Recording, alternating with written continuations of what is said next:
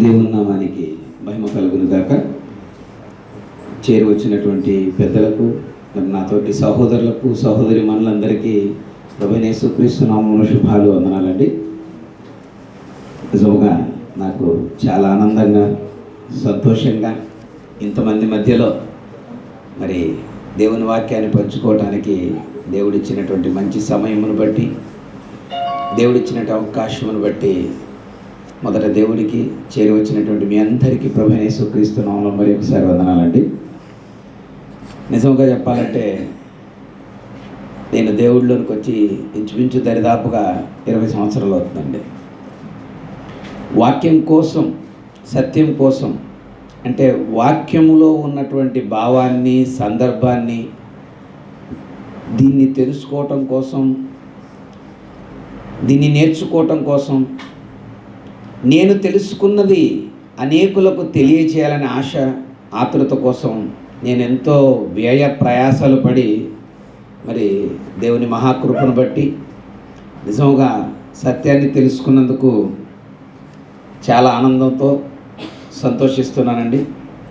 అయితే కొన్ని సందర్భాల్లో, కొన్ని సమయాల్లో జారిపోవటం, మరలా సహోదరుల పురికొల్పును బట్టి, వాళ్ళ యొక్క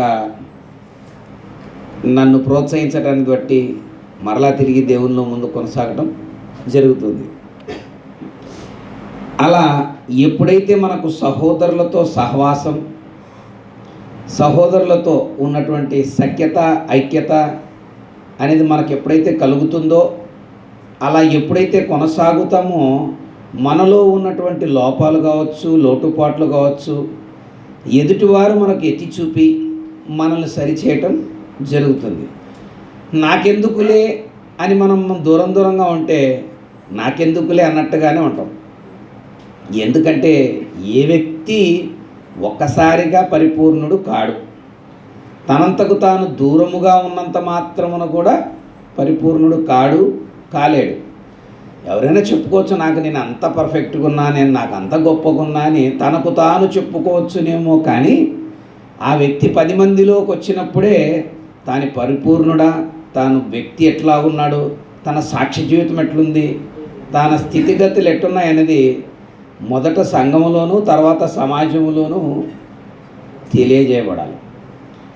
నిజముగా చెప్పాలంటే సహోదరులు చెప్పినట్టుగా లోకంలో ఎన్నో మతాలు ఉన్నాయి, ఎన్నో విశ్వాసాలు ఉన్నాయి. ఆ విశ్వాసాలకు సంబంధించినటువంటి గ్రంథాలు ఉన్నాయి, దానికి సంబంధించినటువంటి విషయాలు ఉన్నాయి. అయితే క్రైస్తవ్యములో ఉన్నటువంటి అద్భుతమైనటువంటి మాధుర్యం కావచ్చు, అద్భుతమైనటువంటి సంగతులు కావచ్చు, భక్తుల జీవితాల్లో యథార్థంగా జరిగినటువంటి సంఘటనలను మరి దేవుని వాక్యంలో వ్రాయించడం కావచ్చు, అలాంటి విషయాలను మనం తెలుసుకున్నప్పుడు మనల్ని మనం సరిచేసుకోవటం కానీ, మనల్ని మనం ముందుకు రక్షణలో కొనసాగించుకోవటం కానీ జరుగుతుంది. నిజంగా చెప్పాలంటే మరి నాది కర్నూలు ప్రాంతం, నాకు మీకు చాలా దూరం ఉంది. ఏమండి, నాకు మీకు చాలా దూరం ఉంది. ఇంచుమించు నేను కర్నూలులోనే, మా ప్రాంతంలోనే చాలామందికి తెలియకపోవచ్చు. మరి ఇక్కడ నేను ఎక్కడో గుంటూరులో, మీరు నరసరావుపేటలో మరి కొంతమంది సహోదరులు, పమిడిపాడులో ఉన్నటువంటి కొంతమంది సహోదరులు, విజయవాడలో ఉన్నటువంటి సహోదరులు, ఇలా చాలా ప్రాంతంలో చాలా దూరంలో ఉన్నటువంటి సహోదరులతో పరిచయం ఏర్పడిందంటే నిజంగా మనము దేవుని కుటుంబం. ఏ కుటుంబం అండి? దేవుని కుటుంబం. మరి మనం చిన్నవాళ్ళు కావచ్చు, పెద్దవాళ్ళు కావచ్చు, చిన్న కులస్తులు కావచ్చు, పెద్ద కులస్తులు కావచ్చు, గొప్పవారు కావచ్చు, ధనవంతులు కావచ్చు, అయితే దేవుని సంఘములో, దేవుని రాజ్యములో అందరూ సరి సమానమే అన్నటువంటి గొప్ప విషయం గ్రంథంలో ఉందండి. నేను ఈ గ్రంథం దగ్గరకు రానంత వరకు నేను ఒక గొప్ప వ్యక్తిగా, గొప్ప కులస్తుడిగా అనుకున్నానే తప్ప అప్పటిదాకా నాకు దేవుడు అంటే ఏవో తెలియదు. ఏదో పెద్దలు చెప్పారు కాబట్టి, తల్లిదండ్రులు చెప్పారు కాబట్టి, ఇదే గ్రంథం నీది, ఇదే దేవుడు నీకు అని చెప్పి మమ్మల్ని నడిపించినారే. కానీ నిజంగా ఏ రోజు వాళ్ళు ఇచ్చినటువంటి గ్రంథాలను కూడా నేను చూడలేదు, చూసి పరిశీలించలేదు. వాళ్ళు చెప్పినటువంటి మాటలు విని నేను కొనసాగుతూ వచ్చానే తప్ప నిజముగా బైబిల్ గ్రంథము దగ్గరకు వచ్చిన తర్వాతనే ఇంతకు బైబిల్లో ఉన్నటువంటి విశ్వాసం ఏంటి, బైబిల్లో ఉన్నటువంటి రక్షణ ఏంటి అని తెలుసుకోగలిగాను. నేను ప్రారంభంలో క్రీస్తులోకి వచ్చినప్పుడు దరిదాపుగా ఇంచుమించు ఒక 2 సంవత్సరాల వరకు బైబిల్ను పట్టుకున్నానే తప్ప బైబిల్లో ఉన్నది ఏదో ఏమీ తెలియదండి. ఎందుకంటే అందరి మతాలకు ఉన్నటువంటి విశ్వాసాలకు ఉన్నటువంటి గ్రంథాలలాగా ఇది కూడా క్రైస్తవులకు ఒక గ్రంథం అనుకున్నానే తప్ప ఇందులో ఏముందన్నటువంటి విషయం నాకు కూడా సరిగా తెలియదండి. అందరికీ ఉన్నట్టుగానే మనకు కూడా ఒక గ్రంథం ఉంది, ఏదో చర్చికి వెళ్ళాలి ఈ గ్రంథాన్ని పట్టుకొని అనుకున్నానే తప్ప రాను రాను రాను రాను మా బంధువులు కావచ్చు, స్నేహితులు కావచ్చు, చాలామంది నన్ను శోధించడం, పరిశోధించడం, పరిశీలించడం చేశారు. ఎందుకురా నువ్వేంటి ఇంత పిచ్చి పిచ్చి పనులు చేస్తున్నావు, ఇంత పెద్ద మతంలో ఇంత పెద్ద కులంలో పుట్టి ఇలాంటి గ్రంథం జోలికి పోయావు అని నన్ను శోధించడం మొదలుపెట్టారు. అలాంటి పరిస్థితుల్లో నిజంగా నేనేమైనా తప్పు చేశానా, అక్కడి నుంచి ఇక్కడికి వచ్చానా అన్నటువంటి ఆలోచన దృక్పథంతో బైబిల్ గ్రంథాన్ని చదవటం, పరిశీలించటం, దీంట్లో ఎవరైతే గొప్పగా చెప్పగలుగుతున్నారో దేవుని వాక్యం అనేది తెలుసుకోవటం, ఆ తెలుసుకున్నటువంటి మాటలను నిజముగా ఇది ఇంత సత్యం ఉంది కదా, ఎందుకు నా వాళ్ళు తెలుసుకోలేకపోతున్నారు అని నా కుటుంబ సభ్యులకు కావచ్చు, నా బంధువులకు కావచ్చు, నా స్నేహితులకు కావచ్చు, చాలామందికి బైబిల్లో ఉన్నటువంటి గొప్పతనాన్ని, బైబిల్లో ఉన్నటువంటి మాధుర్యాన్ని అనేకులకు తెలియజేసి అనేకులను రక్షణలోనికి తీసుకొని రావాలని చాలాసార్లు ప్రయాసపడ్డాను. ఇప్పుడు కూడా ప్రయాసపడుతూనే ఉన్నాను. దేవుని మహాకృపను బట్టి నిజముగా ఎన్నోసార్లు బలహీనపడుతున్నప్పటికీ దేవుని వాక్యం నన్ను బలపరుస్తుందండి. ఆ మాట చూసుకుందాం. ఫిలిప్పీలకు రాసినటువంటి పత్రిక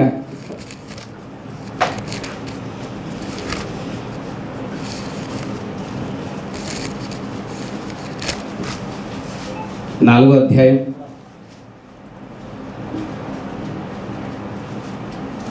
4వ వచనం. ఎల్లప్పుడూ ప్రభువునందు ఆనందించుడి, మరలా చెప్పుదును ఆనందించుడి. చాలండి. పౌలు గారు చెప్తున్నారండి ఫిలిప్పీ సంఘాన్ని ఉద్దేశిస్తూ. ఏం చెబుతున్నారు? ఎప్పుడు ఆనందించాలంట? ఎల్లప్పుడు అంట. కష్టంలో ఉన్న, బాధల్లో ఉన్న, శ్రమల్లో ఉన్న, ఇబ్బందుల్లో ఉన్న, ఇరుకుల్లో ఉన్న, సమస్యల్లో ఉన్న, ఎక్కడున్నా ఎలా ఉన్నా ఏం చేయాలంట? ఎల్లప్పుడూ ఆనందించాలంట. ఎక్కడుండి ఆనందించాలా? ప్రభువునందుండి ఆలోచించి, ప్రభువునందుండి ఆనందించాలి. చాలామంది లోక సంబంధమైనటువంటి ఆనందాల్లోనూ వినోదాల్లోనూ మునిగిపోతుంటారు.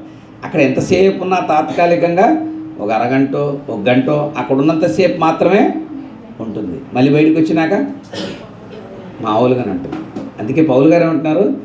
ఏ వ్యక్తి అయితే నిజముగా ప్రభువులో నుండి తాను రక్షణ పొందినటువంటి ఆ రక్షణ భాగ్యములోను, తాను పొందినటువంటి ఆ యొక్క గొప్ప ధన్యతలోను, ఆ యొక్క గొప్ప స్థితిలోను, మరి దేవుని కుటుంబంలోనికి, దేవుని సంఘంలోనికి చేర్చబడినటువంటి వ్యక్తి మాత్రమే నిజముగా ప్రభువునందుండి ఆనందిస్తాడు. అందుకే చెప్తున్నాడు, మరలా చెప్పుదును ప్రభువునందు ఆనందించాలి. అలాంటి ఆనందంతో, అలాంటి ఉత్సాహంతో, అలాంటి దేవుడిచ్చినటువంటి యొక్క గొప్ప భాగ్యాన్ని, గొప్ప స్థితిని ఎవరైతే కలిగి ఉంటారో వాళ్ళు మాత్రమే ఆనందించగలుగుతారు. ఆనందిస్తూ మనం ఏం చేయాలంట? ఈ యొక్క ఆనందాన్ని, సంతోషాన్ని 10 మందికి పంచాలి. మొదట సంఘానికి పంచాలి, తర్వాత సమాజంలోనికి దీన్ని తీసుకెళ్లే వారంగా ఉండాలి. అనేకులకు ఈ సత్యము తెలక, ఈ రక్షణ భాగ్యము తెలక లోకస్తులు లోక సంబంధమైన విధి విధానాల్లో, ఆచార వ్యవహారాల్లో మునిగిపోతున్నారు.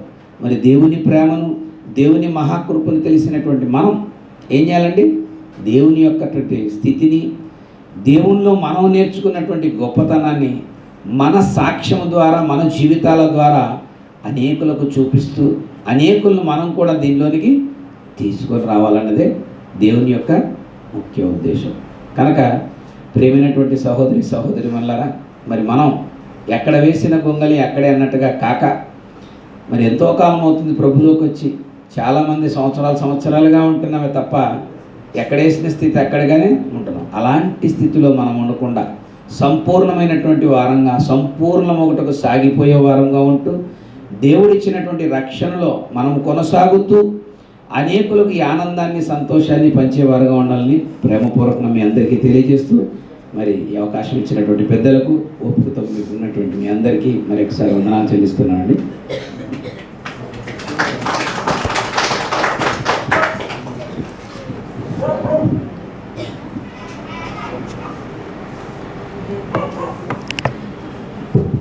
చాలా మంచిదండి.